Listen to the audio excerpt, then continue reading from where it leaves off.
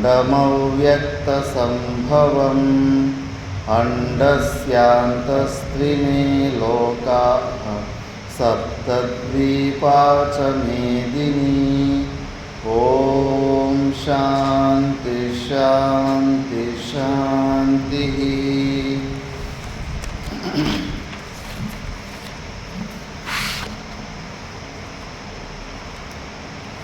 ॐ श्री परमात्मने नमः।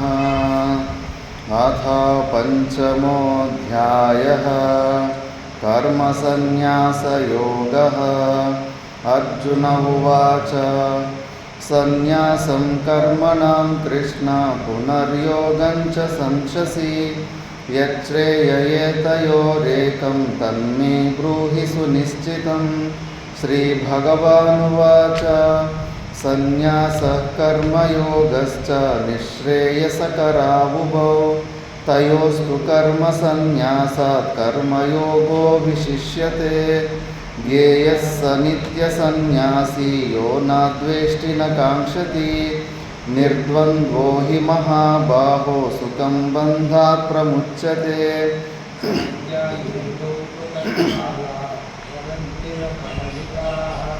एकमप्यास्थितः सम्यग् उभयोर्विन्दते फलं। यत्साङ्ख्ये प्राप्यते स्थानं तद्योगैरपि गम्यते। एकं साङ्ख्यं च योगं च यः पश्यति स पश्यति। सन्न्यासस्तु महाबाहो दुःखमाप्तुमयोगतः। योगयुक्तो मुनिर्ब्रह्मा न चिरेणाधिगच्छति। योगयुक्तो विशुद्धात्मा विजितात्मा जितेन्द्रियः। सर्वभूतात्मभूतात्मा कुर्वन्नपि न लिप्यते। नैव किञ्चित् करोमीति युक्तो मन्येत तत्त्ववित्। पश्यन् शृण्वन् स्पृशन् जिघ्रन् नश्नन् गच्छन् स्वपन् श्वसन् प्रलपन् विसृजन् गृह्णन् उन्मिषन् निमिषन्नपि। इन्द्रियाणीन्द्रियार्थेषु वर्तन्त इति धारयन् ब्रह्मण्याधाय कर्माणि सङ्गं त्यक्त्वा करोति यः। पद्मपत्रमिवाम्भसा कायेन मनसा बुद्ध्या केवलैरिन्द्रियैरपि योगिनः कर्म कुर्वन्ति सङ्गं त्यक्त्वात्मशुद्धये।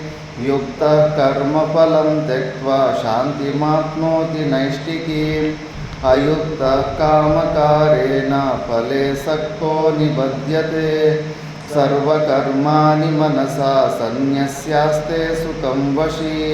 नवद्वारे पुरे देहि नैव कुर्वन्न कारयन्।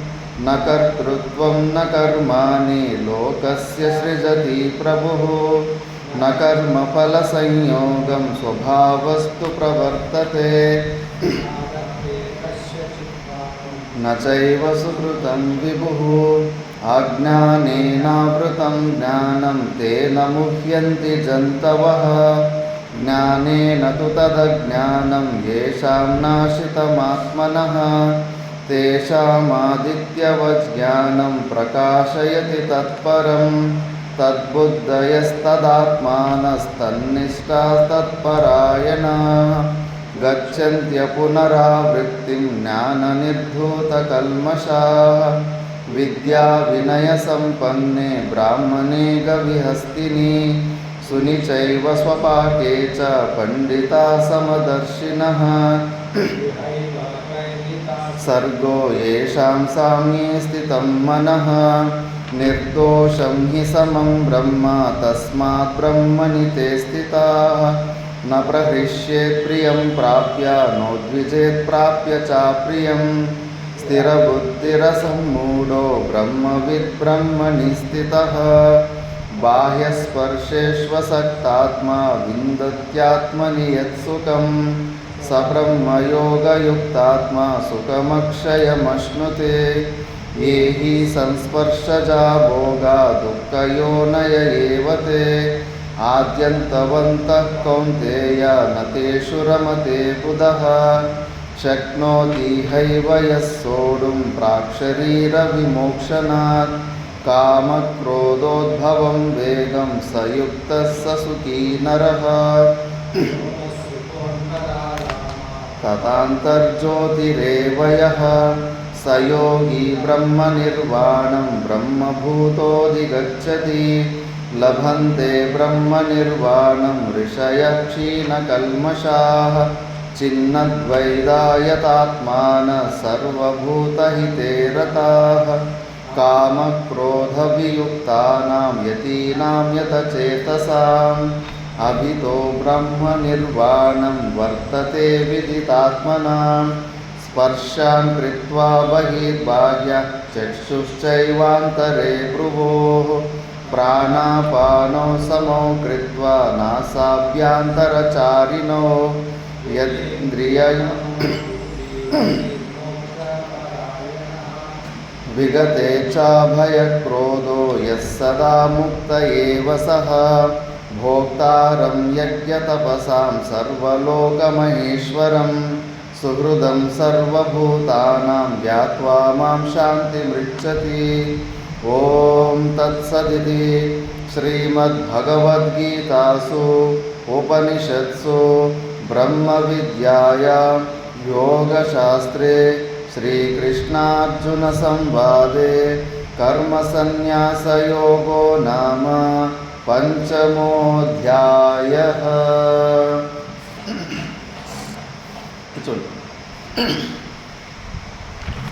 మనము భగవద్గీత 5వ అధ్యాయము కర్మ సన్యాస యోగం గురించి మనం విచారణ చేస్తుంటుంది.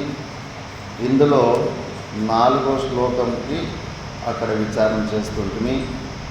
ముఖ్యంగా కర్మ సన్యాస యోగంలో ముందు అధ్యాయంలో కూడా జ్ఞాన మార్గం శ్రేష్టమా కర్మ మార్గం శ్రేష్టమా అని అర్జునుడు అడిగిన ప్రశ్నలకు జ్ఞాన మార్గమే శ్రేష్టము, కర్మ మార్గానికి అధికారులు వేరు, జ్ఞాన మార్గానికి అధికారులు వేరు అని అక్కడ చెప్పాడు.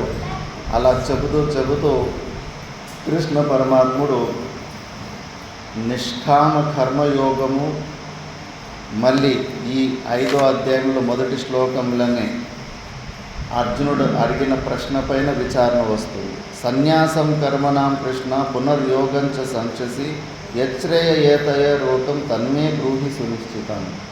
నువ్వు నిష్కామ కర్మయోగ మార్గాన్ని కూడా ఈక్వల్గా ప్రశంసిస్తున్నావు, మళ్ళా ఈ సన్యాసాన్ని కూడా నువ్వు ప్రశంసిస్తున్నావు. మళ్ళా నాకు కన్ఫ్యూజన్ స్టార్ట్ అయింది. మళ్ళీ రెండూ శ్రేష్టమైనప్పటికీ ఈ రెండిట్లో నాకు ఏది శ్రేష్టమో చెప్పు అని చెప్పి అప్పుడు కృష్ణ పరమాత్ముడు ఉత్తర రూపంలో సన్యాస మార్గం కన్నా సన్యాస కర్మయోగశ్చ నిశ్రేయసకర ఉభౌ తయోస్తు కర్మ సన్యాసాత్ కర్మయోగో విశిష్యతే. ఆ ఉత్తరం వేస్తుంటే ఇంకా డౌట్లు పెరుగుతూనే పోతున్నాయి. సన్యాస మార్గానికన్నా నిష్కామ కర్మయోగ మార్గమే శ్రేష్టం. ఇవి రెండూ కూడా నిశ్రేయసకరవు. నిశ్రేయసం అంటే మోక్షం, అభ్యుదయం అంటే కానీ ప్రవృత్తి మార్గం, స్వర్గాది లోకాలు, ఈ లోకంలో ఏదైనా పొందడానికి చేసే ప్రయత్నాలు అభ్యుదయం అంటారు. ఇవి రెండు నిష్కామ కర్మయోగము మళ్ళీ సన్యాసము రెండూ కూడా మోక్షాన్ని ఒకే రూపమైన రిజల్ట్స్ ఇస్తున్నాయి. మరి రిజల్ట్స్ ఒకటే ఇచ్చినప్పుడు మరి అధికారులు వేరు ఎలా అయిపోయి అని మళ్ళా అర్జునునికి డౌట్ వస్తుంది. అందుకే దాని డీటెయిల్స్ చెప్పుకుంటూ ఈ అధ్యాయంలో ప్రారంభం చేస్తాడు. ఫస్ట్లోనే అర్జునుడి కన్ఫ్యూజన్లోనే భగవంతుడు ఇక్కడ సన్యాసం కన్నా నిష్కామ కర్మయోగం గొప్పదని ఎందుకన్నాడంటే అక్కడ అజ్ఞాన మూలకంగా తీసుకున్న సన్యాసము, నిజంగానే నిత్యాత్వ దర్శనముతోటి తీసుకున్న విద్వత్ సన్యాసం కన్నా ఇది గొప్పదేమి కాదు నిష్కామ కర్మయోగము. కాకపోతే 2 ప్రకారాల సన్యాసం ఉంటుంది. ఒకటి విద్వత్ సన్యాసం, ఒకటి వివిధుష సన్యాసం. విద్వత్ సన్యాసం అంటే స్వవర్ణాశ్రమ ధర్మాలను పాటిస్తూనే ఈశ్వరార్పణ బుద్ధితోటి జనకాది మహారాజుల్లాగా యాజ్ఞవల్కునిలాగా ముందుగానే అసలైన అహంమమ భావాలనే తెంచుకున్నవాడు అసలైన సన్యాసము. అలాంటి విద్వత్ సన్యాసం కన్నా శ్రేష్టమైనది ఇంకోటి లేదు. అలా కాకుండా 2వ కేటగిరీ ఉంటుంది వివిధుష. అంత అహంమమ భావాలు శరీర తాదాత్మ్యం ఒక్కసారిగా తెంచుకునే సామర్థ్యం ఉండదు. అలాంటప్పుడు త్వం పదార్థ శోధనాయ సన్యాస. ఈ త్వం పదార్థ శోధ, ఈ శరీరంతో ఉన్న సంబంధం, డూప్లికేట్ సంబంధాన్ని తెంచుకోవడానికి శ్రవణమన నిధిధ్యాసనాలకు ఎక్కువ సమయము అవసరం ఉంది. కాబట్టి కర్మ సన్యాసం తీసుకొని స్వవర్ణాశ్రమ ధర్మాలు ఏదైతే కర్మలు చేస్తూ ఉంటారో ఆ కర్మానికి సన్యాసం తీసుకొని ఎక్కువ సమయము సంపూర్ణంగా శ్రవణమన నిధిధ్యాసనాల కోసము కేటాయించడమే వివిధుష సన్యాసం. ఈ సన్యాసంలో కూడా 2 ప్రకారాలు ఉంటాయి. ఒకటి శ్మశాన వైరాగ్యంతో ఏదో చిన్న చిన్న ఇబ్బందులు కలిగేసరికి ప్రపంచంలో టక్కనే వచ్చేసి లింగ సన్యాసం, బట్టలు వేసేసుకోవడం. ఇంకోటి వివేకపూర్వకమే, కానీ తన కర్తవ్యాలు చేసుకొని, లేదు నిజంగానే నేను ఈ సంసారాన్ని, ఇది మిథ్య, శాస్త్రము మాటలు నాకు విశ్వాసం ఉంది, గురువుల మాటల మీద విశ్వాసం ఉంది, యుక్తి ద్వారా కూడా ఇది మిథ్యాత్వము నిశ్చయమవుతుంది, అనుభవ రూపంలో ఎందుకో నేను కొద్దిగా క్లారిటీ తెచ్చుకోలేకపోతున్నాను, దాని గురించి తెలుసుకోవడమే నా ముఖ్య లక్ష్యం అని చెప్పేసి దాన్నే మంచిగా తెలుసుకోవాలనే ఉద్దేశంతో కూడా వివిధ సన్యాసం తీసుకుంటాడు. ఇలా జ్ఞానపూర్వకమైన సన్యాసం కన్నా నిష్కామ కర్మయోగం గొప్పది కాదు. ఈ అజ్ఞాన భాష్యకారులు భగవానులు అందుకే స్పష్టం చెప్పారు. ఈ శ్లోకాన్ని మిస్అండర్స్టాండింగ్ చేసుకుంటారు. చూడు, సన్యాసం కన్నా కర్మయోగమే గ్రేట్ అంటున్నాను. ఆ కర్మయోగానికి నిష్కామ అనే పదం కూడా ఏమి చేర్చలేదు శ్లోకంలో. అందుకే చేస్తున్న ఆల్రెడీ భార్య, పిల్లలు, ఆస్తులు, డబ్బుల మీద ఆసక్తి ఉంటుంది కాబట్టి దాన్ని వదలలేరు, కాబట్టి దాన్నే జస్టిఫికేషన్ చేసుకుంటూ అక్కడే ఉండాలని దాన్నే జస్టిఫికేషన్ చేసుకుంటారు. అలా కాదు, అక్కడ నిష్కామ కర్మయోగాన్ని ప్రశంసించారు. నువ్వు చేస్తున్న పనులన్నీ చేసుకో, కానీ లోపల నేను నాదన్న భావాన్ని తెంచుకోవాలి. అప్పుడు అది నీకు సాధన అవుతుంది. నువ్వు ఉన్న ప్లేస్లో నువ్వు చేస్తున్న ఉద్యోగమే అది నీకు అంతఃకరణ శుద్ధికి సాధన అవుతుంది. కేవలం ఇక్కడ అజ్ఞానపూర్వకంగా తీసుకున్న సన్యాసము కన్నా ఇలా నిష్కామక భావంతో కర్మయోగాలు చేసుకుంటూ తర్వాత క్రమంగా మోక్షాన్ని పొందుతాడు. అది కూడా డీటెయిల్స్ ఇస్తాడు. డైరెక్ట్గా కేవలం నిష్కామ కర్మయోగంతోనే కాదు, ఇక్కడి నుంచి రిషికేశ్కి ఎలా వెళ్ళాలంటే కన్నా ఆదోని నుంచి ట్రైన్ ఉంది అని డైరెక్ట్గా ఒక మాటలు చెప్పేయచ్చు. డైరెక్ట్గా ట్రైన్ లేదు. ఆదోని నుంచి ఢిల్లీ వరకునే ట్రైన్ ఉంది. ఢిల్లీ నుంచి మళ్ళీ హరిద్వార్ వరకు కూడా సెకండ్ ట్రైన్ ఉంది. హరిద్వార్ నుంచి మళ్ళీ బస్సులో వెళ్ళాలి. దీన్ని చిన్న చిన్న లింకులు కొన్ని చెప్పడం మర్చిపోతారు.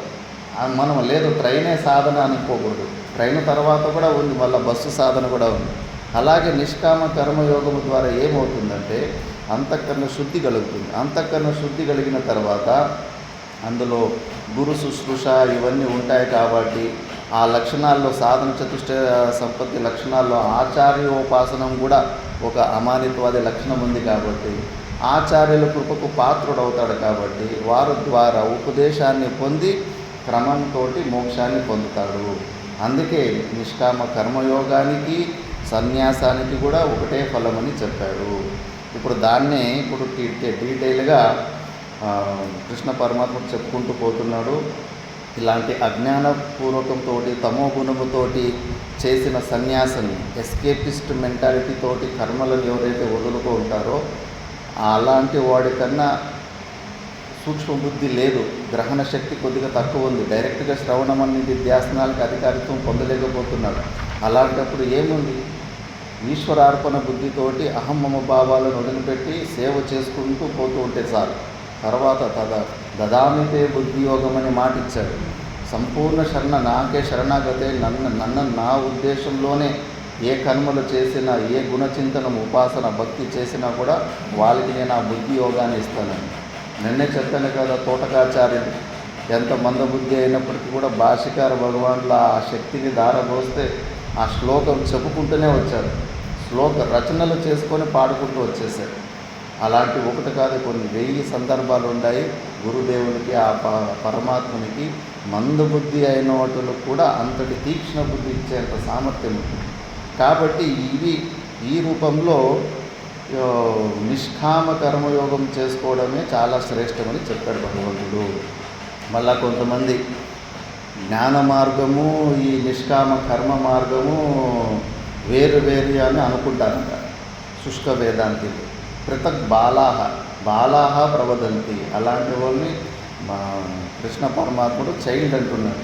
వాళ్ళు సరిగ్గా అర్థం చేసుకోలేరు అని చెప్పేసి. నా పండితాహ ఏకమపి ఆస్థితాః సమ్యక్ ఉభయోర్విందతే ఫలం. ఒక్కదాన్ని గట్టిగా పట్టుకుంటే చాలు. అంత తీక్ష్ణ బుద్ధిని ఎంతో ఒక్కోసారి తీక్ష్ణ బుద్ధి పెద్ద విఘ్నమవుతుంది. అక్కడే కదా విచారాలే కదా. శబ్దారణ్యంలో ఇరుక్కుపోయిడ్చి ఇప్పుడు రమణ మహర్షి దగ్గరికి ఎవరో భక్తురాలు వస్తారు, గురుగారు మీ కృప మా మీద ఎల్లప్పుడూ ఉండాలని. ఎప్పుడు 24/7 గురు కృప నీ మీద ఉంది, మధ్యలో నువ్వు అడ్డం వస్తున్నావు. నేను అనే భావం, జీవభావం, అదే కదా అడ్డం. మనకున్న తీక్ష్ణ బుద్ధి ఒక రూపంలో ఒకసారి పెద్ద విఘ్నం అయిపోతూ ఉంటుంది.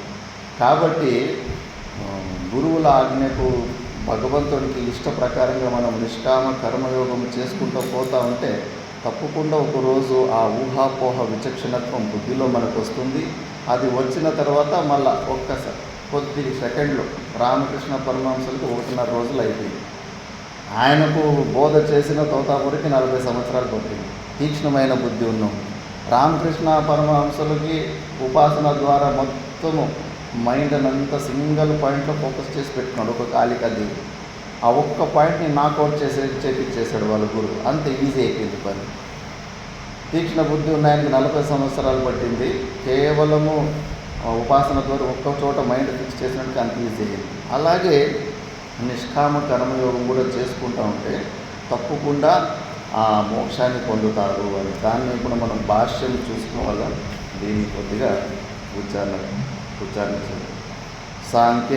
సాంఖ్యయోగో పృథక్ విరుద్ధ భిన్న ఫలో బాలాః ప్రవదంతి నా పండితాః. పండితాః తు జ్ఞానినః ఏకం ఫలం అవిరుద్ధం ఇచ్చంతి. కథం ఏకం అపి సాంఖ్యయోగయోః సమ్యక్ ఆస్థితః సమ్యక్ అనుతిష్టవాన్ ఇత్యర్థః. ఉభయోః విందతే ఫలం. ఉభయోః తదేవ హి నిశ్రేయసం ఫలం అతో నా ఫలే విరోధः అస్తి. నను సన్యాసకర్మయోగశబ్దేన ప్రస్తుత్య సాంఖ్యయోగయోః ఫలైకత్వం కథం ఇహ అప్రకృతం బ్రవీతి. న ఏష దోషః. యద్యపి అర్జునేన సన్యాసం కర్మయోగం చ కేవలం అభిప్రేత్య ప్రశ్నః కృతః, భగవాన్ తు తద్ అపరిత్యాగేన ఏవ స్వ అభిప్రేతం చ విశేషం సంయోజ్య శబ్దాంతరవాచ్యతయా ప్రతివచనం దదౌ సాంఖ్యయోగౌ ఇతి. తౌ ఏవ సన్యాసకర్మయోగౌ జ్ఞాన తదుపాయ సమబుద్ధిత్వాది సంయుక్తౌ సాంఖ్యయోగశబ్దవాచ్యౌ ఇతి భగవతో మతం. అతో న అప్రకృత ప్రక్రియా ఇది.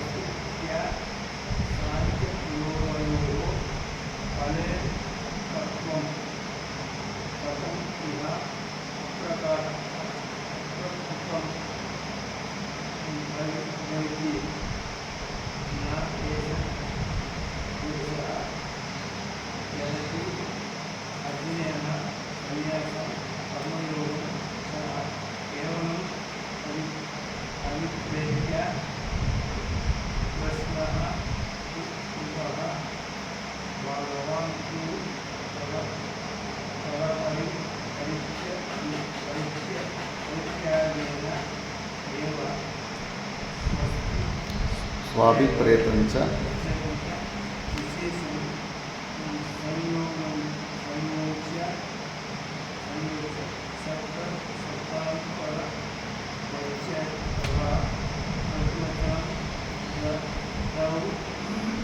సాంఖ్యయోగం చాలు. భాష్యకార భగవంతులు భాష్యంలో డీటెయిల్స్ ఇస్తున్నారు. సాంఖ్యయోగం పృథక్ అని శ్లోకంలో ఉంది పదము. అంటే దాని అర్థము విరుద్ధ భిన్న ఫలవు. అంటే సాంఖ్యయోగానికి వేరే ఫలము, నిష్కామ కర్మయోగానికి వేరే ఫలమని బాలాహ ప్రవదంతి నా పండితా. చిన్నపిల్ల మనస్తత్వం ఉన్నోళ్ళు అలా అనుకుంటారు కానీ పండితులు కాదు. పండితాః తు జ్ఞానినః ఏకం ఫలం అవిరుద్ధం ఇచ్చంతి. పండితులకు తెలిసి ఈ రెండిటి నుంచి ఒకే ఫలమే వస్తుంది, మోక్షరూప ఫలము. కథం ఏకమపి సాంఖ్యయోగో సమ్యక్ ఆస్థితః సమ్యక్ అనుష్ఠిష్టవాన్ ఇత్యర్థః ఉభయోహో విందతే ఫలం. మరి ఎట్లా దొరుకుతుంది? సాంఖ్యము యోగము వేరే వేరే కదా, రెండింటికి ఒకే ఫలం అంటే ఉభయోహో తదేవ హి నిశ్రేయసం ఫలం అతో నా ఫల విరోధ అస్తి. అంటే రెండింటికి మోక్షమే ఫలము కాబట్టి క్రమంతో అక్కడికే వెళ్తారు. ఈ ఆశ్రమానికి అటువైపు ఒక డోర్, ఇటువైపు ఒక డోర్, ఏ డోర్లో వచ్చినా కూడా లోపలికి గర్భగుడి దగ్గర ఒకే డోర్ దగ్గరికే రావాలి, జ్ఞానం దగ్గరికే రావాలి. కాబట్టి ఇలా చెప్పాము. లేదు నన్ను సన్యాస కర్మయోగ శబ్దేన ప్రస్తుత్య సాంఖ్యయోగయో ఫలైకత్వం కథమిహ అప్రకృతం ప్రవీది. పూర్వక్షి అంటున్న టాపిక్ ఏం స్టార్ట్ చేసింది? సన్యాసమ గ్రేటా, నిష్కామ కర్మయోగం గ్రేటా అని. ఇప్పుడు నువ్వు సాంఖ్యయోగము మళ్ళా కర్మయోగము టాపిక్ చేంజ్ అయిపోయింది కదా. లేదు, నా ఏష దోష యద్యపి అర్జునేన సన్యాస కర్మయోగంచ కేవలం విప్రేత్య ప్రశ్న కృత భగవాన్ తు తదపి అపరిత్యాగేన ఏవ స్వ అభిప్రేతంచ విశేషం సంయోజ్య. యద్యపి అర్జునుడు అడిగింది అదే, సన్యాస మార్గం గ్రేటా లేదా ఈ కర్మ మార్గం గ్రేటా అని. అడిగినప్పటికి కూడా ఆ అభిప్రాయాన్ని వదిలిపెట్టకుండా ఎక్స్ట్రా ఇన్ఫర్మేషన్ ఇచ్చాడు. దాని తర్వాత సన్యాస మార్గాన్ని నువ్వు అవలంబన తీసుకున్నప్పటికీ కూడా ఇక్కడికే వస్తావు కదా, సాంఖ్యయోగానికే వస్తావు, జ్ఞాననిష్ట దగ్గరికే వస్తావు. నిష్కామ కర్మయోగం చేసుకున్నప్పుడు కూడా ఇక్కడికే రావాలి. జ్ఞానాదేవతు కైవల్యం కాబట్టి ఫైనల్గా ఇక్కడికే వస్తారు. కాబట్టి దీన్ని నెక్స్ట్ ఫర్దర్ రిజల్ట్స్ ఇవే వస్తాయి కాబట్టి దీన్ని ఎక్స్ట్రా ఇన్ఫర్మేషన్ ఇచ్చాడు. కాబట్టి ఇది వేరే ప్రకరణాంతరం కాదు. తౌ ఏవ సన్యాస కర్మయోగో జ్ఞాన తదుపాసాయం బుద్ధిత్వాది సంయుక్తో సాంఖ్యయోగ శబ్దవాచ్యమితి భగవతో మతం అతో నా అప్రకృత క్రియా ఇది. ఈ రెండిటి ద్వారా కూడా సాధన చతుశ్రయ సంపత్తులు ఏదైతే తక్కువ ఉంటుందో అవి పూర్తిగా అయి ఆ సంపూర్ణ అంతఃకరణ శుద్ధిని పొంది జ్ఞానార్జనకు అధికారం వస్తుంది. కాబట్టి ఇది ప్రకరణ విరోధం కాదు అని సమాధానం ఇచ్చారు.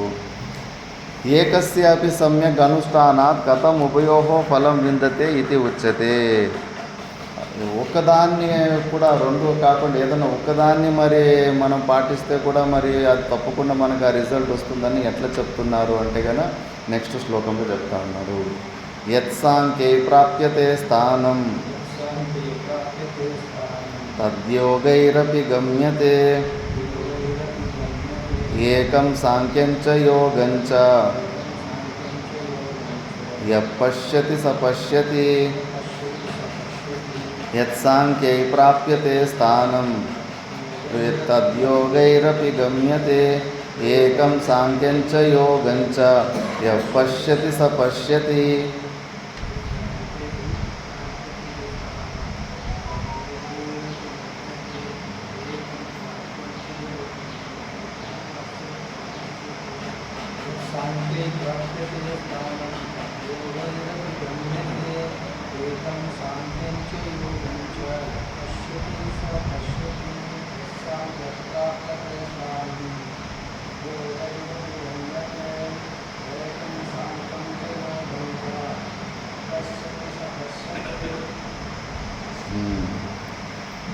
యత్ సాంఖ్యైః యత్ స్థానం ప్రాప్యతే యోగైః అపి తద్ గమ్యతే. సాంఖ్యం చ యోగం ఏకం పశ్యతి సహ చ పశ్యతి. సాంఖ్యై అంటే జ్ఞాన మార్గాన్ని అవలంబన తీసుకున్న వాళ్ళు ఏదైతే పొందుతారో యోగై అపి గమ్యతే. ఈ నిష్కామ కర్మ మార్గాన్ని పట్టుకున్నవాడు కూడా దాన్నే పొందుతాడు. కొద్దిగా లేటుగా పొందుతాడు. అంతఃకరణ శుద్ధిని పొంది మళ్ళీ జ్ఞానం ద్వారానే అక్కడ దాకా వస్తాడు. ఇక మళ్ళీ అందుకే యోగంచ సాంఖ్యంచ యోగంచ యహ పశ్యతి ఏకం పశ్యతి సా పశ్యతి. అందుకే ఈ రెండు ద్వారా కూడా మోక్ష రూపమైన ఒకే ఫలాన్ని ఇస్తాయి అని చెప్పేసి ఎవరు చూస్తాడో వాడే నిజంగానే చూస్తాడంటే తెలుసుకుంటాడు, వాడే నిజమైన జ్ఞాని అని. దీన్నే భాష్యంలో కొద్దిగా స్పష్టం చేస్తాడు. యత్ సాంఖ్యై జ్ఞాననిష్టై సన్యాసిభిః ప్రాప్యతే స్థానం మోక్షాఖ్యం తద్యోగై అపి జ్ఞానప్రాప్తి ఉపాయత్వేన ఈశ్వరే సమర్ప్య కర్మాణి ఆత్మనః ఫలం అనభిసంధాయ అనుతిష్టంతి ఏతే యోగినః తైః అపి పరమార్థ జ్ఞాన సన్యాస ప్రాప్తి ద్వారేణ గమ్యతే ఇతి అభిప్రాయః. అత ఏకం సాంఖ్యం యోగంచ యః పశ్యతి ఫలైకత్వాత్ సా సమ్యక్ పశ్యతి ఇత్యర్థః.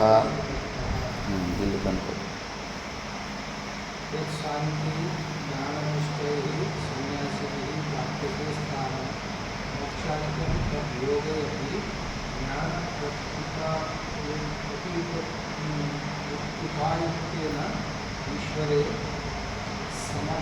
సమర్థ కర్మాణి ఆత్మనః ఫలం అనభిసంధాయ అనుతిష్టంతి ఏతే యోగినః తైః పరమార్థ జ్ఞాన సన్యాస ప్రాప్తి ద్వారేణ గమ్యతే ఇతి అభిప్రాయః. అత ఏకం సాంఖ్యం ఫలైకత్వం.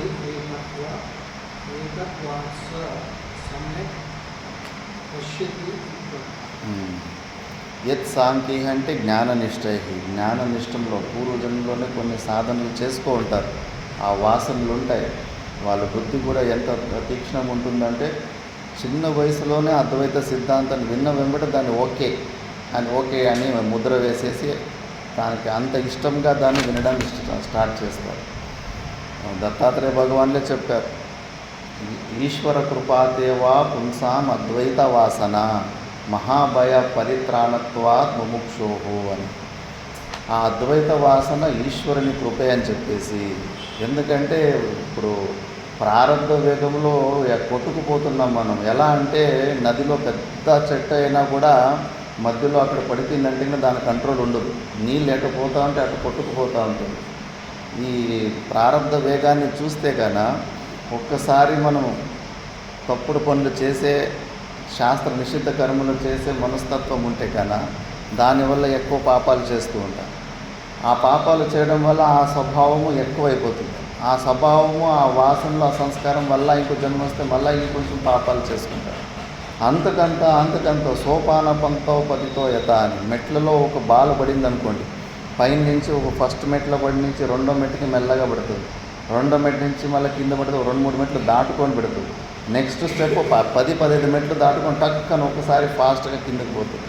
అట్లా ఆ వేగంలో కొట్టుకుపోతే అటే పోయి దుర్గతి వైపే పోయే ఛాన్సులు ఎక్కువ ఉన్నాయి. కానీ ఇటు తిరగడం, మనసును బుద్ధులని ఇటు పుణ్యకర్మలు చేసుకొని ఇటు మోక్ష వైపు తిరగడం అనేది చూస్తే అసలు ఏమీ అక్కడ పాయింటే దొరకదు. ఎప్పుడు జీవుడు అలాంటి ప్రారంభ వేగంలో కొట్టుకుపోతున్నావు అనేది. ఎందుకంటే వాడి మనసు అంతా కూడా అలాంటి శాస్త్ర నిషిద్ధ కర్మలు చేయడంలోనే ప్రేరణ ఇస్తూ ఉంటుంది. అందరూ మనసుకి గులాములై ఉంటారు. అవి ఇచ్చే టాస్కులు చేసుకుంటూనే ఉన్నాం. అది నువ్వు ఇది చేయి, ఇది నీ బాధ్యత, అది ఇది అని చెప్తుంటే కానీ ఆ టాస్కులు చేసుకుంటూ ఉంటాం. దాని నుంచి స్వతంత్రంగా చూసే సామర్థ్యం ఉండదు. అలాంటప్పుడు వాడు ఇటువైపు రావాలంటే చాలా కష్టం. అందుకే భాష్యకార భగవానుడు కూడా కేనచిత్ పుణ్యేన కస్యచిత్ పుణ్యేన, అది ఏం పుణ్యమో తెలియదురా నాయన, సంహౌ ఎలా ఇటువైపు వస్తాడో సరిగ్గా చెప్పలేకపోతున్నాను. అందుకే అది ఈశ్వరుని కృపేనే. ఎవరికైనా చిన్న వయసు నుంచి నీ అద్వైత సిద్ధాంతం వైపు అంతటి అనురాగము, ఆ మాటలు విని జీర్ణం అవుతున్నాయంటే కానీ అది పూర్వజన్మ సుకృతం అనుకోవాలి. కొంతమందికి తీక్షణ బుద్ధి ఉంటుంది. ముఖ్యంగా మా మధ్వాచార్య సాంప్రదాయంలో చూసాము, ఎంత సంస్కృత పాండిత్యము అవి ఇవి అని ఎక్కువ భలే టాలెంట్స్ అన్నిట్లోనూ చూపిస్తుంటారు. కానీ జిద్దితనం, నేను పట్టుకున్న కుందేలుకి మూడే కాళ్ళు అన్న ఒక తత్వాన్ని, అది రాంగో రైటో, నేను చెప్పిందే కరెక్ట్ అని దాన్ని అదే కరెక్ట్ అని ప్రూవ్ చేసుకోవడంలోనే జన్మలు వేస్ట్ చేసుకుంటూ ఉంటారు. అది కన్వర్ట్ కాదు, యథార్థాన్ని చూడలేకపోతుంటారు. కాబట్టి ఆ జ్ఞాననిష్టై సన్యాసికి వాళ్ళకు ఈ మిథ్యాత్వ దర్శనము సంపూర్ణంగా స్పష్టంగా చూసేస్తారు. అదే కదా, ఎడారిలో ఎప్పుడు నీళ్లు కనిపిస్తుంటాయి. జింకలకు చిన్న పిల్లలకు తెలియదు అది ఇసుక అని, ఇసుకే సూర్యకిరణాల రిఫ్లెక్షన్ వల్ల నీళ్ళలా కనిపిస్తుందని. అలాంటి అప్పుడు ఆ పిల్లలకు కానీ తీసుకోరని ఈ బకెట్ తీసుకెళ్ళి అక్కడి నుంచి కొన్ని నీళ్ళు తీసుకురాకుంటే కన్నా వాడికి ప్రవృత్తి కలుగుతుంది.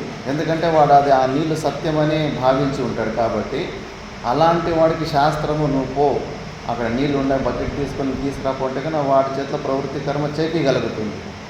కానీ పెద్దవాళ్ళకి అది నిజమైన నీళ్ళు కాదు, అది అబద్ధం నీళ్ళు అని చెప్పి వాళ్ళకి ఎవరైనా ఫోన్ అయినా అక్కడ పోయి నీళ్ళు తీసుకొని రాకుంటే వాడు పోతాడా? పోడు.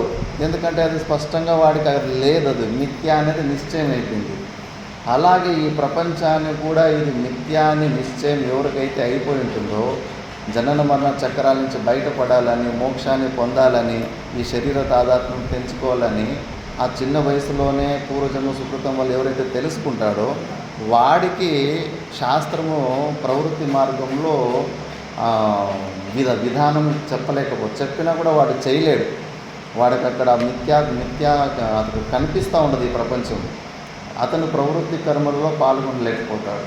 మరి అలాంటి వాడికి సర్వకర్మ సన్యాసమే శాస్త్రం చెప్తుంది. మరి నీకు అది అంత స్పష్టంగా మిథ్యాత్వ దర్శనం చేస్తున్నావు కాబట్టి నీకు విధానం లేదు. నువ్వు సర్వకర్మ సన్యాసం చేసుకొని ఏది కొద్దిగా అవిద్యాలేశము జీవభావం కొద్దిగా ఉందో దాన్ని నువ్వు తెంచుకునే ప్రయత్నం చేసుకొని శ్రవణమన్న నిధ్యాసనాలే కొద్దిగా మానసిక క్రియలు ఉంటాయంటే, అలాంటి జ్ఞాననిష్టై సన్యాసికి ప్రాప్యత యత్స్థానం, వాళ్ళ ద్వారా ఏదైతే ఆ స్వరూప జ్ఞానాన్ని పొంది మోక్షాన్ని పొందుతారో తద్ యోగైహి అపి, అది నిష్కామ కర్మయోగం చేస్తున్న వాళ్ళు కూడా ఆ స్థానాన్ని పొందుతారు. మధ్యలో లింక్స్ ఉంటాయి. ఎలా అంటే జ్ఞాన ప్రాప్తి ఉపాయత్వేనా, ఇది మనం మర్చిపోతాం. కాశీ మరణాతో నా పునర్జన్మ అంటారు. మధ్యలో ఉన్న లింకులు ఎవరు చెప్పాలి?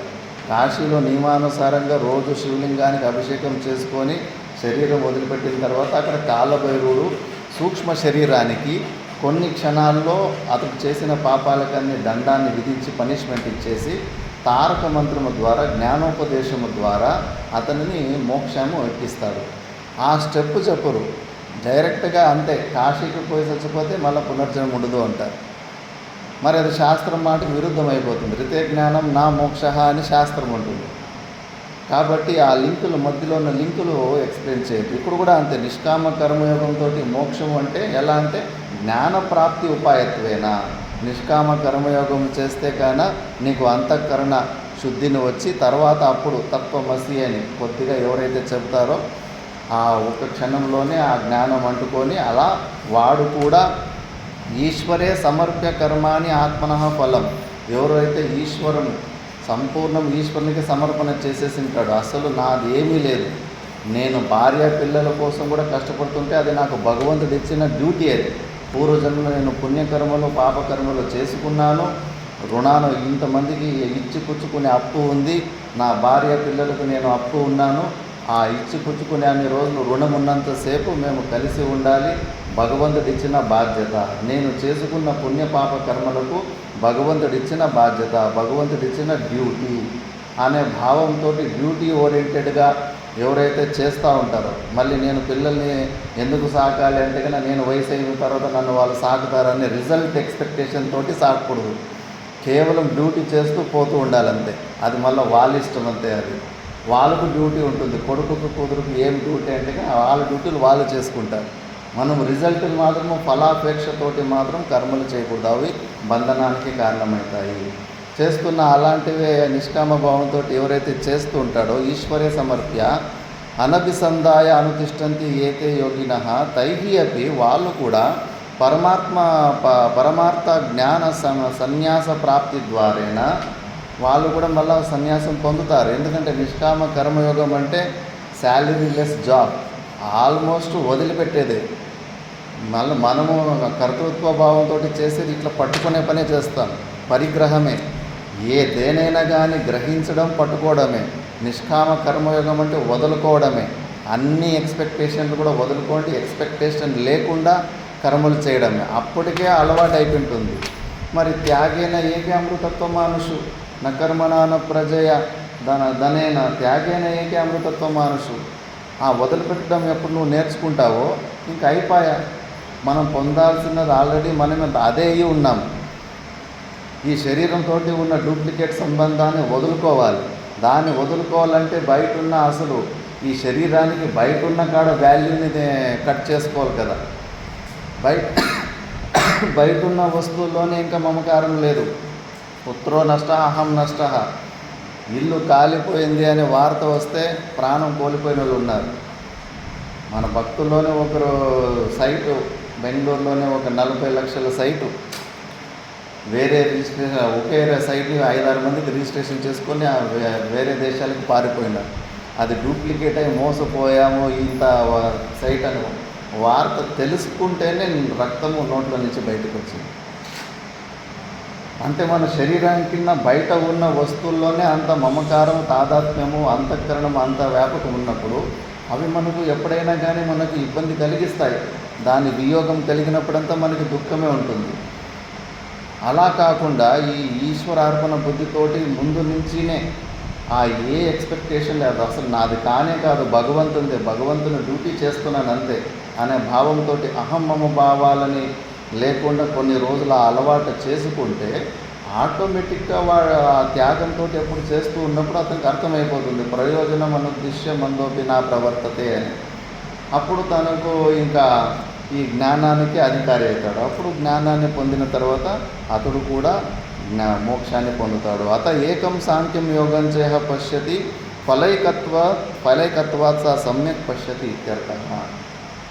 ఈ రూపంలో 2 మార్గాల ద్వారా కూడా మోక్షాన్ని పొందుతారని ఎవరైతే తెలుసుకుంటారో వాడు నిజంగా తెలుసుకున్నారు. ఇంకా భగవంతుడు నా బుద్ధి భేదం జనేదన్నాడు. జాగ్రత్తగా ఉండాలి. మనం 10 మందికి జ్ఞానబోధ చేసేటప్పుడు మంచి సాధనని వాడి కెపాసిటీ చూడాలా, వాడి అధికారిత్వము అది చూసి వాళ్ళకి బోధ చేయాలి. అసలు వాడికి జ్ఞానం అంటుకోవడమే లేదు. వాడి చేత నువ్వు నిష్కామ కర్మయోగము విడిపించేసి జపము పూజలు చేసుకుంటే దాన్ని విడిపించేసి మళ్ళీ వాడు అటు కాకుండా ఇటు కాకుండా అయిపోతాడు. చాలా జాగ్రత్తగా ఉండాలని భగవంతుడు ముందుగానే వార్నింగ్ ఇచ్చాడు. వాళ్ళకి ఆ భేద బుద్ధిని వాళ్ళు ఏ లెవెల్లో ఉన్నారో దాన్నే చేసుకుంటూ పోతే తప్పకుండా ఇక్కడికే వస్తాడు. దాన్ని చేసుకుంటూ వాడంతకు వాడు దాన్ని వదిలిపెట్టేలాగా చేయాలి. బలవంతంగా వదిలిపిస్తే కూడా మళ్ళీ సమస్య అవుతుంది. కాబట్టి 2 ఒకే రిజల్ట్ ఇస్తాయని భగవంతుడు దీని ద్వారా చెప్పాడు. దాని తర్వాత ఇంకా పూర్వపక్షి కొన్ని ప్రశ్నలు అడుగుతున్నాడు. ఇది కొంచెం చదువుదాం. ఏవం తర్హి యోగాత్ సన్యాసః ఏవ విశిష్యతే కథం తర్హి ఇదం ఉక్తం తయోస్తు కర్మ సన్యాసాత్ కర్మయోగో విశిష్యతే ఇది శృణు తత్ర కారణం త్వయా పృష్టం కేవలం కర్మ సన్యాసం కర్మయోగంచ అభిప్రేత్య తయోః అన్యతరః కః శ్రేయాన్ తదనురూపం ప్రతివచనం మయా ఉక్తం కర్మసన్యాసాత్ కర్మయోగో విశిష్యతే ఇది. జ్ఞానం అనపేక్ష జ్ఞానాపేక్షः తు సన్యాసः సాంఖ్యం ఇతి మయా అభిప్రేతः పరమార్థయోగः చ స ఏవ యః తు కర్మయోగో వైదికः స తాదర్థ్యాద్ యోగः సన్యాసः ఇతి చ ఉపచర్యతే కథం తాదర్థ్యం ఇది. దీని చదువు.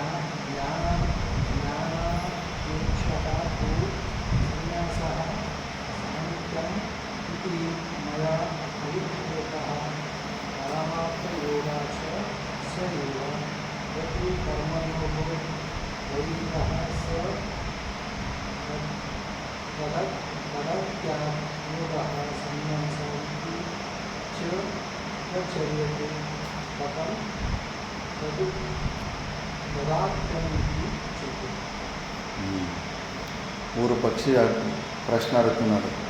ఇప్పుడు నువ్వు ఇచ్చిన ఎక్స్ప్లెనేషన్ వల్ల కృష్ణ ఏవం తర్హి యోగాత్ సన్యాసః ఏవ విశిష్యతే కతః తర్హి ఇదం ఉక్తం తయోస్తు కర్మ సన్యాసాత్ కర్మయోగో విశిష్యతే ఇది.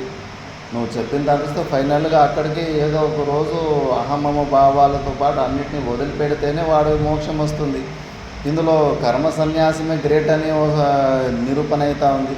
మళ్ళీ నిష్కామ కర్మయోగం గొప్పదని ఎలా చెప్పావు అని ప్రశ్న అడుగుతున్నాడు. శృణు, విను, మంచిగా విను. త్వయా పృష్టం కేవలం కర్మ సన్యాసం కర్మయోగంచ అభిప్రేత్య తయోః అన్యతరః కః శ్రేయాన్ తదనురూప ప్రతివచనం మయా ఉక్తం. నువ్వు అడిగిన ప్రశ్న ఏంటి? మార్గాల గురించి అడిగావు, మెయిన్ సాధనల గురించి కాదు. సాధన రూపం మార్గాల గురించి, సన్యాస మార్గమా లేదా నిష్కామ కర్మయోగ మార్గమా అని. ఆ మార్గాల రూపంలో ఆ స్టేజ్లో ఉన్నప్పుడు నిష్కామ కర్మయోగమే చాలా శ్రేష్టము, చాలా సేఫ్ అని కూడా నన్ను విచారణ చేశాము.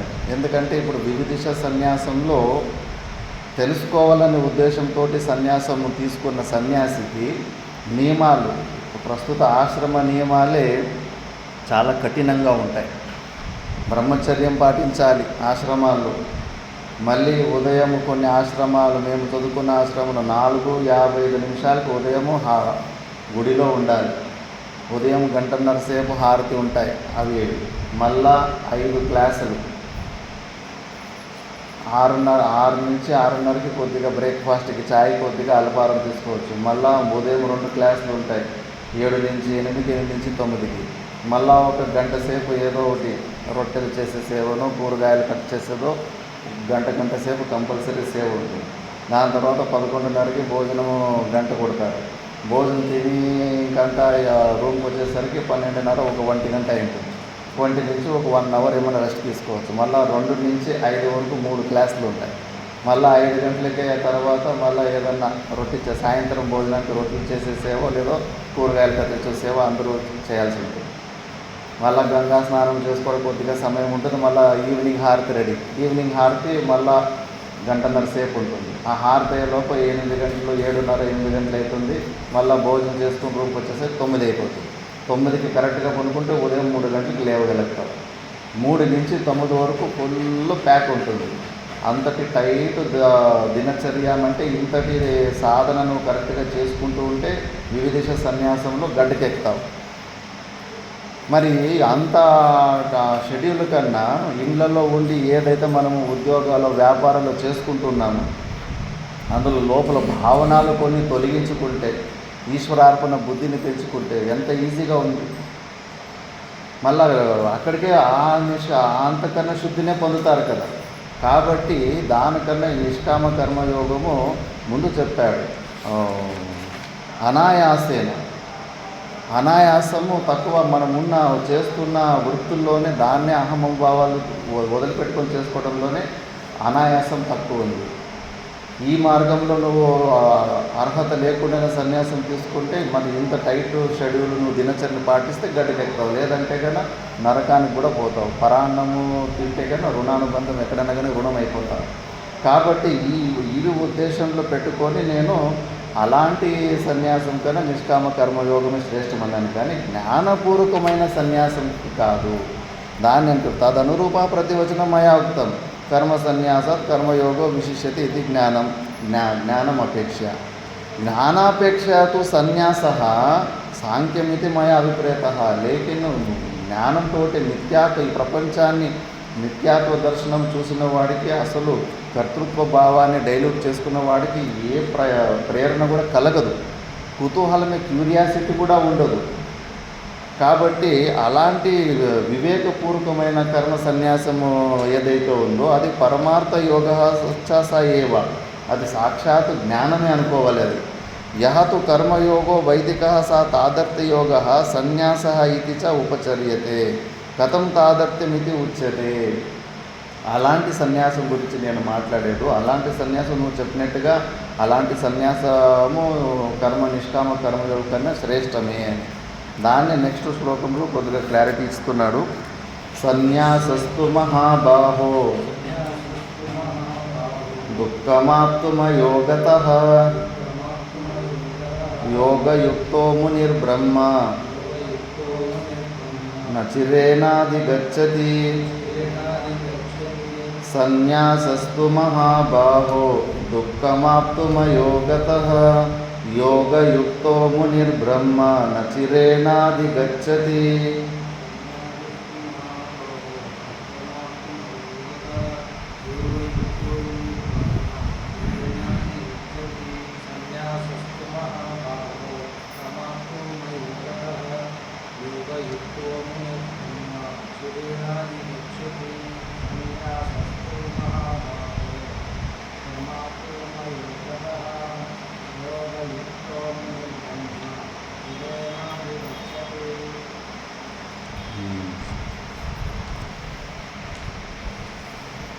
తు అంటే పరంతు హే మహాబాహో అయోగతః సన్యాసః ఆప్తుం దుఃఖం అంటే యోగరహితంగా, ముని యోగయుక్తః బ్రహ్మ న చిరేణ అధిగచ్చతి. ఎందుకు నిష్కామ కర్మయోగాన్ని నేను పొగడానంటే అర్జున, ఈ నిష్కామ కర్మయోగము చేసుకోకుండానే ఆ జ్ఞానం అంటూ దొరకడం, అంతకన్నా శుద్ధి కలిగి ఆ జ్ఞానం పొందడము చాలా దుఃఖము, చాలా కఠినం. అది చాలామంది ఇదే పొరపాటు చేస్తుంటారు. మా గురుగారు అయితే గురుగారును కూడా కలుపుకొని మనమందరూ బ్యాక్ డోర్ ఎంట్రీసే అంటారు. నిజమైన సన్యాసానికి యోగ్యత లేని వాళ్ళమే శాస్త్ర ప్రకారంగా చెక్ చేసుకుంటే ఏదో మిడిమిడి జ్ఞానంతో ఎవరికి వాడు ఉత్తమ అధికారి అనుకొని ఇది వచ్చేసాను, కానీ వాస్తవికంగా అంతటి నిత్యాత్వ దర్శనం లేనే లేదు. అహమమ భావాలు కూడా మనకు అసలు పల్సన కానే లేదు. ఇవన్నీ కాకుండానే మనము తీసేసుకున్నాం కాబట్టి బ్యాక్ డోర్ ఎంట్రీసే. కాబట్టి జాగ్రత్తగా సాధన చేసుకోవాలి అని. నిష్కామ కర్మయోగము చేసుకోకుండానే షార్ట్కట్లు అందరికీ ఇష్టమే. మనసు తన స్వార్థాన్ని చూస్తూ ఉంటుంది, దానికి పరిశ్రమలు ఇష్టం ఉండదు. పరిశ్రమ లేకుండానే సుఖాన్ని పొందాలనేది మనసు ఒక తత్వం. అది జీవభావానికి బహిర్ముఖతకు పార్షియాలిటీ ఉంటుంది ఆ మనసు. అలాంటి మనసు ఇచ్చే నిర్ణయాల మీద మన జీవితం ఆధారపడి ఉంది. అది ఎప్పుడు మనకి మంచి మార్గం తీసుకొస్తుంది. ఇంకా శాస్త్రము, ఆచార్యులు, సంస్కృత మనసు, వీరి ద్వారా ప్యూరిఫై అయిన మైండ్ ఉంటే కన్నా, అలాంటి మైండ్ ఇచ్చే డిసిషన్లు, టాస్కులు మనం ఫాలో అయితే కన్నా సేఫ్ జోన్కి పోతాం. ఆచార్యుల ద్వారా, శాస్త్రం ద్వారా మైండ్ అది ప్యూరిఫై కాలేదు. అది ఇచ్చే డిసిషన్లు నమ్మడము, అది ఇచ్చే టాస్కులు చేసుకుంటూ పోవడం. కాబట్టి అలాంటి పరిస్థితుల్లో మనము ఆ జ్ఞాన నిష్ఠకి చేరుకోము. అందుకే ఫస్ట్ నువ్వు నిష్కామ కర్మయోగము చేస్తేనే జీవన్ముక్త పురుషుల చరిత్రలు చూడండి. ఈ జన్మలో కాకపోయినా ఏ జన్మలో అయినా వాళ్ళు ఈ మార్గాన్ని అవలంబన చేసుకొని ఇక్కడ దాకా వచ్చారు. ఎందుకంటే సాక్షాత్ కృష్ణ పరమాత్ముడే చెప్పాడు, నాకు ఈ 3 లోకాలలో ఏ డ్యూటీ కూడా లేదు, లేకపోయినా కూడా నేను ఇంత చక్కగా ఇవన్నీ కర్మలు ఫలాపేక్ష లేకుండా ఎందుకు చేసి చూపిస్తున్నానంటే ఇన్స్పిరేషన్ ఉండాలి అని చెప్పేసి. జీవన్ముక్త పురుషులు అక్కడ మాతా మాణికేశ్వరుని కర్ణాటకలో ఒక యోగిని మాతాజీ ఉండేది. ఆహారం కూడా తీసుకోరు, నీళ్లు కూడా తాగరు. మరి వాళ్ళు అక్కడ 200 ఎకరాల పొలం ఉంటే ఇలాంటి వరి పంట వేస్తే ఆ కలుపు తీసేటప్పుడు 2 చేతుల్లో మిషన్ తీసినట్లు కలుపు తీస్తూ ఉంటే దాన్ని ఎత్తి వేయడానికి 13 మంది ఎత్తేసారు. మిగతా గురువుల మీద సరేలే ఆయన కూడా తిండి తింటున్నాడు కాబట్టి ఏదో ఆయన కూడా ఏదో కోరికలు ఉండొచ్చు, అందుకే ఆయన సేవ చేయించినట్లు నటిస్తున్నాడు అనుకోవచ్చు. వారైతే ఈమె ఆహారాన్ని గ్రహించరు. మరి ఎందుకు అలాంటిది నిష్కామ భావంతో అలాంటి సేవ మార్గాన్ని చేసి ఆచరించి మరి ఇన్స్పిరేషన్గా చూపించారు. ఎందుకంటే వాళ్ళు అనేక జన్మల నుంచే అలాంటి నిస్వార్థమైన నిష్కామ కర్మయోగము చేసుకొని వచ్చి ఆ అంతఃకరణ శుద్ధిని పొంది ఆ స్థితిని పొందారు కాబట్టి వాళ్ళది స్వభావం అయిపోయింది. అది జీవన్ముక్త పురుషులు స్కూల్లో కాలేజీలో లోక సంగ్రహమైన కార్యాలు చేస్తున్నారంటే అది అలవాటు, ఓల్డ్ హ్యాబిట్స్. ఆ ఓల్డ్ హ్యాబిట్స్ అవిద్య లేచి ఉన్నప్పుడు అది రిఫ్లెక్ట్ అవుతా ఉంది. మరి వాళ్ళ జీవితం మన ఆదర్శంగా తీసుకొని మనము కూడా అలాంటి నిస్వార్థతంగా ఎంత చేస్తున్నాము. మా గురుగారు ఇదే ప్రశ్న అడిగారు, ఎవరికి వాళ్ళు మీరు విపరీతమైన అంతఃకరణ శుద్ధి ఉంది, ఆ రోల్ చేసేసేని అయిపోయింది అనుకుంటున్నారు కదా, మరి ఆ అలవాట్లు ఏమి కనిపిస్తలేవు కదా ఈ జన్మలో. ఏమి చేశారు? అలాంటి పరోపకారమైన పనులు, పుణ్యమైన పనులు ఏమైనా మీ మైండ్లో వస్తుందా? అడుగడుగున స్వార్థము, నేను నా పొట్ట అనే స్వార్థమే వస్తుందా? ఆ స్వార్థం లేని మిగతాది ఏమన్నా వస్తుందా? మరి ఇవేమి కనిపిస్తా లేవు మీలో. పరోపకారం చేసేలాంటి ఒక కొద్దిగామైన గుణం కూడా లేదు. కామన్ బాత్రూమ్లు ఉండే మా ఆశ్రమంలో ఇండివిజువల్ అటాచ్ బాత్రూమ్ ఉంటే నీట్గా క్లీన్ చేసి పెట్టుకుంటారు. కామన్ బాత్రూమ్లు గలీజ్గా ఉంటాయి. ఎవడు ఇది నా బాత్రూమ్ అనే భావన ఎవరికి రాదు. మా గురుగారు వచ్చి ఒకసారి స్వయంగా క్లీన్ చేసిపోతూ ఉంటారు. మా గురుగారు విద్యార్థిగా ఉన్నప్పుడు 3 సంవత్సరాలు అసలు ఎవరు కడకపోయినా వాళ్ళే స్వయంగా మొత్తం అంతా ఆ బాత్రూమ్లు కడుతూ ఉంటారు. ఆ బాధ్యతను చూసి మా తాత గురువులు వాళ్ళకి బాధ్యత అప్పచెప్పింది, ఈయనే కరెక్ట్ పాత్ర అని చెప్పేసి. మరి అలాంటి స్వార్థం లేని తనము వ్యవహారంలో కనిపించాలి కదా, అది మాత్రం కనిపించదు. అందరూ ఎవరికి వాళ్ళు జీవన్ముక్త పురుషులు ఉత్తమ అధికారులు అనుకుంటూ ఉంటారు. నువ్వు అంతటి శుద్ధమైన అంతఃకరణ శుద్ధిని పొందినవాడు అంటే ఇలాంటి పరోపకారం చేసే గుణాలు, కొన్ని క్రియలు కనిపించాలి కదా. జీవన్ముక్త పురుషుల చరిత్రలో చూడండి ఎన్ని ఉంటాయి, లిస్ట్ చేయలేకపోతే కానీ ఓహో మహాత్యాగం ఉంటుంది సమాజం కోసం కానీ 10 మంది కోసం కానీ. కాబట్టి భగవద్గీతలో మాత్రము సోమరితనానికి అవకాశమే లేదు. భగవంతునికి వాళ్ళే ఇష్టం అన్నాడు. నువ్వు అజ్ఞానిగా ఉన్నప్పుడు కూడా అంతఃకరణ శుద్ధి కోసము ఫలాపేక్షం లేకుండా నువ్వు నిష్కామ కర్మయోగం చేయి. నువ్వు జ్ఞానివైతే కూడా జనకాదయ దృష్ట్యా, జనకాది మహారాజుని దృష్టిలో పెట్టుకొని లోక సంగ్రహార్థము నువ్వు అలాగే చేసుకుంటూ పోతూ ఉండు. అప్పుడు భగవంతుడు అలా చెప్తున్నట్టే ఆయనకి ఇష్టమైన మన పని చేస్తే గాన ఆయనతో ఉన్న ఆవరణ భంగం అయిపోతుంది. కాబట్టి ఇక్కడ దాన్నే చెప్తా ఉన్నాడు. భాష్యంలో చూద్దాం. సన్యాసహతు పారమార్థికో దుఃఖం ఆప్తుం ప్రాప్తుం అయోగతో యోగేన వినా యోగయుక్తో వైదికేన కర్మయోగేన ఈశ్వర సమర్పిత రూపేణ ఫలనిరపేక్షేణ యుక్తో ముని మననాత్ ఈశ్వరస్వరూపస్య ముని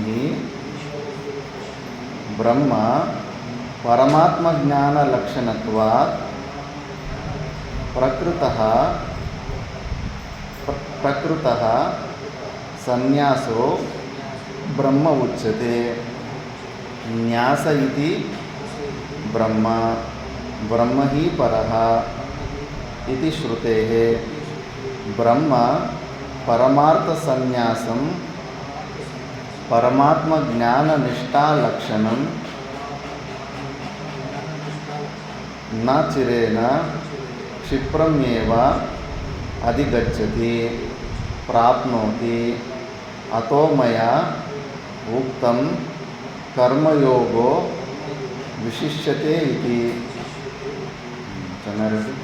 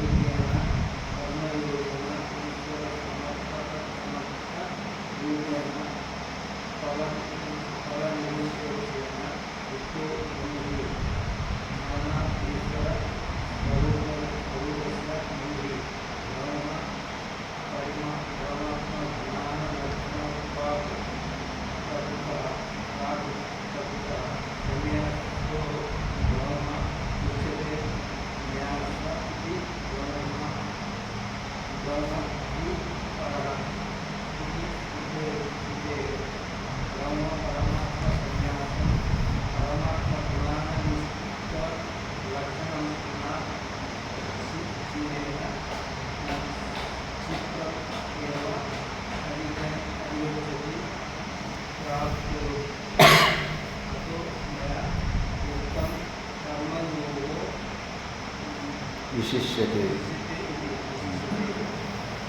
శ్లోకంలో సన్యాసహాతు అంటే పారమార్థికమైన స్వరూపము, పారమార్థికో. దుఃఖం ఆప్తం అంటే ప్రాప్తం అంటే అలాంటి స్థితిని పొందడానికి ప్రాప్తం. అయోగతో అంటే యోగేన వినా అంటే నిష్కామ కర్మయోగం చేసుకోకుండానే దాన్ని పొందడము చాలా కష్టము, దుష్కరము, అంత ఈజీ కాదు. అందుకే దాన్ని నిష్కామ కర్మయోగాన్ని ఎందుకు పొగడాలంటే దీని ద్వారా ఈజీ అవుతుంది. పని కఠినము ఇది నిష్కామ కర్మయోగం కూడా ఫ్రాక్ జంప్ చేయాలనుకుంటే మాత్రం విపరీతమైన ఇంపాసిబుల్ అని చెప్పడం లేదు, విపరీతమైన కఠినం ఉంది. అంత అలర్ట్నెస్ మనం ఉండలేము. యోగయుక్తో వైదికేన కర్మయోగేన ఈశ్వర సమర్థి రూపేణ ఫలనిరపేక్షేణ యుక్తో ముని. అందుకే వైదిక శాస్త్ర విహితమైన కర్మలు ఈశ్వర సమర్పణ భావనతోటి ఫలనిరపేక్షేణ ఫలాలు రిజల్ట్ గురించి చూసుకోకుండా కేవలం డ్యూటీ లాగా అమ్మ వంటిలోంచి గిన్నె తీసుకొని రమ్మని చెప్పింది, పోయి తీసుకొని రావాలంటే తీసుకొస్తే నాకేం ప్రయోజనము, నాకేం వస్తుంది లెక్కలేం వేసుకో. అమ్మ చెప్పింది చేయాలంతే, భగవంతుడు చెప్పాడు చేయాలంతే. అలా డ్యూటీ ఓరియంటెడ్గా చేస్తే మననాద్ ఈశ్వర స్వరూపస్య ముని అంటే వాడి లక్ష్యము మోక్షమే. డైరెక్ట్గా శ్రవణ మననకు అంత అధికారిత్వం లేదు. కానీ నిష్కామ కర్మయోగము ఆ భగవంతుని అర్పణ చేసుకుంటూ ఉన్నాడు. వాడు అలా చేసుకుంటూ ఉంటే కదా ముని బ్రహ్మ పరమాత్మ జ్ఞాన లక్షణత్వా, అవి కూడా ఆ పరమాత్మను పొందడానికి చేస్తున్న పని కాబట్టి అవి కూడా ఈ ఉపనిషత్తు పేపరు ఇంకుకు ఇవి కేవలము అనాత్మ వస్తువులు. కాకపోతే ఈ గ్రంథాన్ని కూడా ఉపనిషత్తు అని ఎందుకంటే ఉపనిషత్తు అంటే శబ్దస్వరూపం అంతే, లిపి మళ్ళీ పేపర్ రూపంలో లేదు. అయినా ఈ గ్రంథాన్ని కూడా మనము ఎందుకు ఉపనిషత్తు అని పేరు పెడతామంటే తత్ ప్రతిపాదకత్వ, ఆ విషయాన్ని ఇది కూడా ప్రతిపాదిస్తుంది కాబట్టి. మరి వాడు నిష్కామ కర్మయోగం కూడా మోక్షాన్ని పొందాలనే లక్ష్యాన్ని పెట్టుకొని చేస్తున్నాడు కాబట్టి అది కూడా పరమాత్మ జ్ఞాన లక్షణత్వ, అది కూడా ఆ పరమాత్మ స్థితిని పొందే లక్షణము కలిగినదే అని. ప్రకృత సన్యాస అంటే వాస్తవికంగా అది కూడా సన్యాసమే అని. ఎందుకంటే అక్కడికే పోతున్నాడు కదా, అహమ్మమ్మ భావాలు వదిలిపెట్టేసి ఈశ్వరునికి అప్పు చెప్పినట్టే వాడు నిత్య సన్యాసి అని భగవద్గీత అంటుంది. వాడే అసలైన సన్యాసి అని. ఈ జనక మహారాజు వాళ్ళ గురువు యాజ్ఞవల్కుడు పాఠాలు చెప్తూ ఉంటే ఆయన దగ్గర కౌపీన దారిలో శిష్యులు ఉంటారు. పాఠం చెప్పడానికి ఎవరి కోసమో వెయిట్ చేస్తూ ఉంటే ఎవరి కోసం వెయిట్ చేస్తున్నారు గురుగారు అన్నారు యాజ్ఞవల్కిని. జనక మహారాజు కోసం అన్నారు. అయ్యో వాడు గృహస్థుడు, వాడి కోసం వెయిట్ చేయడం ఏంటి అన్నాడు. ఓహో మీకు ఇలాంటి భ్రాంతి ఉందా అని చెప్పేసి నేను సరేనే లేటుగా వచ్చిన తర్వాత ఒక ఫారెస్ట్ ఫైర్ అడవిలో మంటలు పెద్ద మంటలు వచ్చేలాగా ఒక భ్రాంతిని క్రియేట్ చేశాడు గురుగారు. వీళ్ళ దగ్గర ఏమీ లేదు, ఒక కౌపీనం కట్టుకున్నారు, ఇంకో కౌపీనం బయట ఆరేశారు. ఆ పుట్టుగోజుల కోసము బ్రహ్మ విద్యలో పాఠంలో గురువుల ఆజ్ఞ శాంతి మంత్రం కాకుండా ఎవరు లేచిపోకూడదు, నియమం ఉంటుంది. ఎంత పెద్ద ఇది వచ్చినా గురువుల ఆజ్ఞ తర్వాత లేచిపోవాలి. ఇంకా మంటలు వస్తున్నాయి, ఇంకా ఆ కౌపీనాలు కాలిపోతాయని చెప్పేసి పాఠం వదిలేసి ఆ కౌపీనాల కోసం పారిపోతారు. జనక మహారాజుది అక్కడ రాజ్యం కనిపిస్తూ ఉంటుంది, అంతా ప్యాలెస్ కాలిపోతూ ఉంటుంది, అందులో భార్య పిల్లలు అంతా ఉంది. ఆయన మాత్రం అసలు పాఠంలో నుంచి లేవలేదు. ఏం నాయనా మరి అక్కడ కాలిపోతూ ఉంది నీ రాజ్యము, మరి నువ్వు పోవంటే మిథిలాయాం దగ్ధాయాం నమే దక్కితి కించన అంటారు. సంపూర్ణ మిథిలా రాజ్యముగా కాలిపోయినా నాది ఏమి కాలిపోయేది ఏమీ లేదు, అది నా స్వరూపం కాదు అంటారు. మరి ఎవడు నిజమైన సన్యాసి? బయట ఊరికే లింగ సన్యాసము వదిలిపెట్టి ఇల్లు వదిలిపెట్టి రావడము అది కాదు, లోపల అహమ్మమ్మ భావాలు ఎంత తెంచుకున్నాము అది నిజమైన సన్యాసం. కాబట్టి అలాంటి నిష్కామ కర్మయోగము కూడా జ్ఞాన లక్షణమే, అది పరమార్థ లక్షణం కలిగి ఉండేది. బ్రహ్మ పరమార్థ సన్యాసం పరమాత్మ జ్ఞాన నిష్ఠా లక్షణం నా చిరేన క్షిప్రం ఏవాధిగచ్చతి. నువ్వు నిష్కామ కర్మయోగం చేయకుండా పోతే అది నీకు తొందరగా పని కాదు. ఇన్ఫర్మేషన్ టేప్ రికార్డులు కూడా పెట్టుకుంటాయి, అవి మోక్షాన్ని పొందేస్తున్నాయా? అలాగే నీ బుర్ర కూడా ఒక టేప్ రికార్డు, ఒక మెమొరీ చిప్ లాగా ఉంటుంది, అంతేగాని అది ఫలీభూతం కాదు. కాబట్టి క్షిప్రమేవ అధిగచ్చతి ప్రాప్నోతి అతో మయా ఉక్తం కర్మయోగో విశిష్యతేది. అందుకే నేను ఈ కర్మయోగము శ్రేష్టమని చెప్పాను అని కృష్ణ పరమాత్ముడు చెప్పాడు. మిగతాది మనం నెక్స్ట్ క్లాస్లో చూస్తాం. ఓం పూర్ణమద పూర్ణమిదం పూర్ణాత్ పూర్ణముదచ్యతే పూర్ణస్య పూర్ణమాదాయ పూర్ణమేవావశిష్యతే. ఓం శాంతి శాంతి శాంతి.